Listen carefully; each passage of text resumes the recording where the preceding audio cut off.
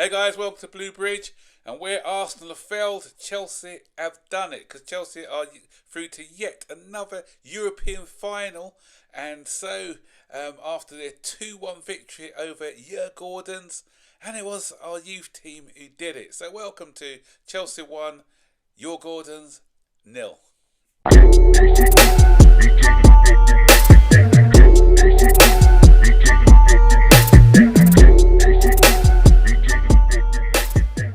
Yeah, Chelsea are just used to getting into the European Cup finals. Yeah, I know this one isn't as big as the Champions League, but some people are calling it a major tournament. I said yes, I don't think it's a major tournament, but you got to be in it to win it.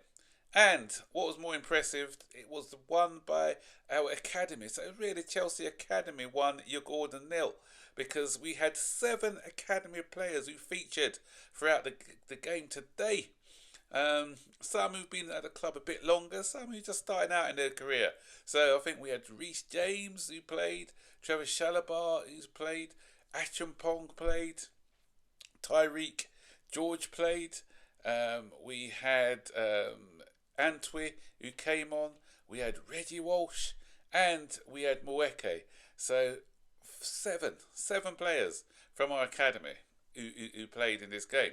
So. And we okay, Djurgarden tried their hardest. And first of all, I've got to say, big applause to their fans who were brilliant throughout the 2 legs. Obviously, they're not used to playing this calibre of team every week, so they made the most of it. And even last week when they were losing 4-1, they were very vocal. Today, they were louder than the Chelsea fans. Chelsea came with the expectancy of getting through anyway, but they were a credit to their club. But what was impressive, and I'm at the moment, I still don't know we're going to be playing because I'm keeping one eye on this Fiorentina Betis game, and it's still the teams cannot be separated. 2-1 to Fiorentina at this precise moment. It looks like it's going to go into extra time. So yeah, we don't know who we're playing, but so carrying on with our match. They didn't really have a lot of chances. Jorgensen made a couple of decent saves.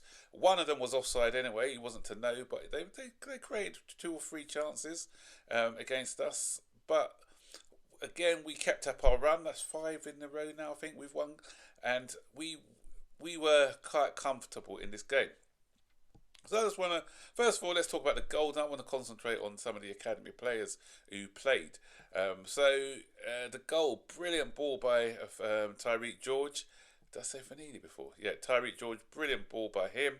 And it was a good finish by Dewsbury Hall. Dewsbury Hall has made this competition his own, actually. I think he's had the most minutes out of all the Chelsea players in this tournament. And he took his goal really well. And this is a competition which was kind of suited for him. Not being disrespectful, but I thought he's taken this competition by the scruff of the neck, and he's done quite well. But as I said, I want to concentrate on the academy players. I'm going to start with Reece James. I know he's not quite an academy player yet, but he did start off in our academy. At the moment, he's been. I know some of our fans are saying that the manager doesn't rate him as an inverted right back at the moment, but it could be that he's nursing him back into the game because he only played 64 minutes of today's game, so he's not going to be playing. That we don't want to rush him back and have him a setback. So the manager is using him sparingly at the moment in readiness for the World Club Cup, and hopefully he'll be back full fitness at the beginning of next season. And so today, I thought his array of passing was brilliant. And sometimes it's on the ball, sometimes it's a bit effortless. Caught in possession 1 or 2 times, so he's still a little bit rusty in that aspect.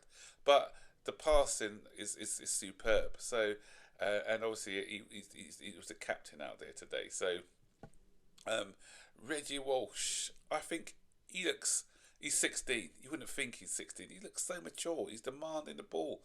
He hardly gave the ball away. I think he probably had a 98% pass rate, and he just looks like he belongs in this company at the moment. So as I said, when a player comes in at this young age and doesn't look out of his depth, then you've got to be saying there's something about this player. And apparently, I'm hearing that in training he's very vocal. He's got good character, and that's part of football. It's football. I keep saying ability goes a long way, but character as well. That takes you that extra step, that extra yard above. So it looks like this guy is made for the big stage. But I'll be watching his progress with a keen eye. I'm not getting carried away because of this performance. He needs to get consistent performances, and it's all about how we manage him into the team as well. Probably at 16, he's not going to be expecting, especially next season, to be playing in as many games. If we get Europa League and don't miss out in the Champions League, then maybe he will be featuring in that competition as well.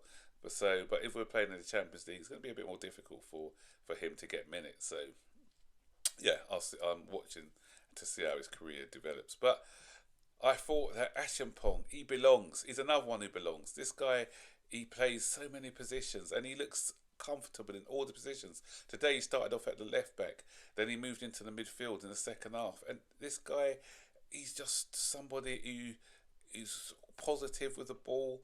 He's strong on the ball because these Swedish guys are physical players, but he's held his own against them.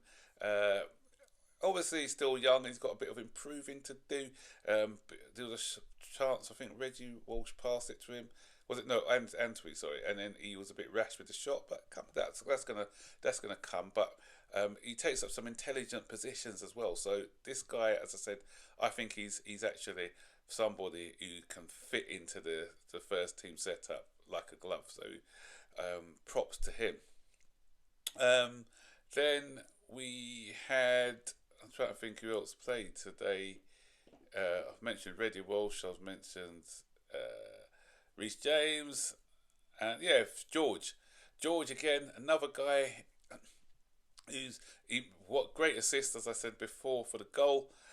Some brilliant touches. One touch when he took it down first time and flew past the defender.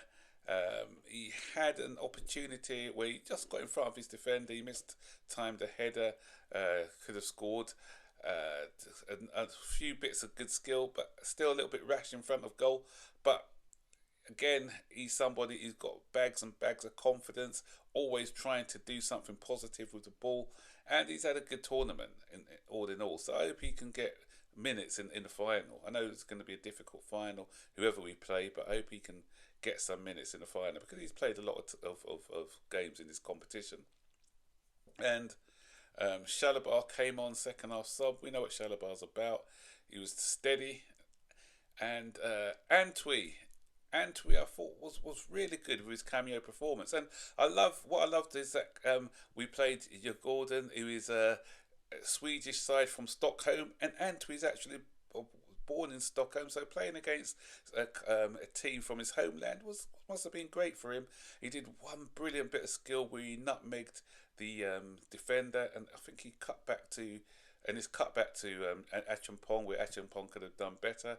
So I thought that he did a nice little debut. But the last one I want to talk about, it was a little bit disappointing. He's probably not ready for this stage yet. Mweke. For me, he looks good in the development squad, but he's played 2 or 3 times now, and he looks a little bit out of his depth now. He's not ready for this type of football yet, but not to say it won't come. He's got potential, maybe a loan move, not next season or the season after, but in this company, he didn't look like the others. Some of the others just looked like they belonged in this in this company, but for me, Mweke didn't look like he was a bit lost out there today. So he was the only disappointment when he was looking at the academy players. So tell me what you think. Am I being harsh, or do you agree with my assessment on the academy players that took part? So all in all, as I said, we've broken a record now. I think it's 38 goals, which is the most goals scored in this tournament, which is great. And as I said, it was a bit of a walk in the park. The final, though, is not going to be a walk in the park. As I said, I'm going to keep a keen eye on this extra time between these two clubs. I was kind of watching it on my other monitor whilst I was watching the Chelsea game, and both sets of teams, Betty's got some really tricky players. Isco's plays for them. Anthony is looking good for them. Moyes Keane on the other side. They've got De Gea in goal. They've got Ranieri, who sort of makes them tick. He's their sort of driving force. So there's going to be a difficult final, whoever we play. But we are Chelsea. We've got the better players, so we really should be beating them. But it's not going to be as easy as some of the other matches that we've played in this tournament. So still 2-1. Probably go to penalties. By the time this video goes out, we'll know the result of the game and who the finalists are. But as I said, we're through. So we've done one thing that Arsenal haven't done, as I said before. In another European final, when we get to European finals, we usually win them. So I'm hoping it's the case this time. So guys, if you're happy that we're in the final, give this video a thumbs up. And don't forget to subscribe to the channel if you haven't done so already. Share the video, and I'll see you on the next one. So take care. Bye-bye.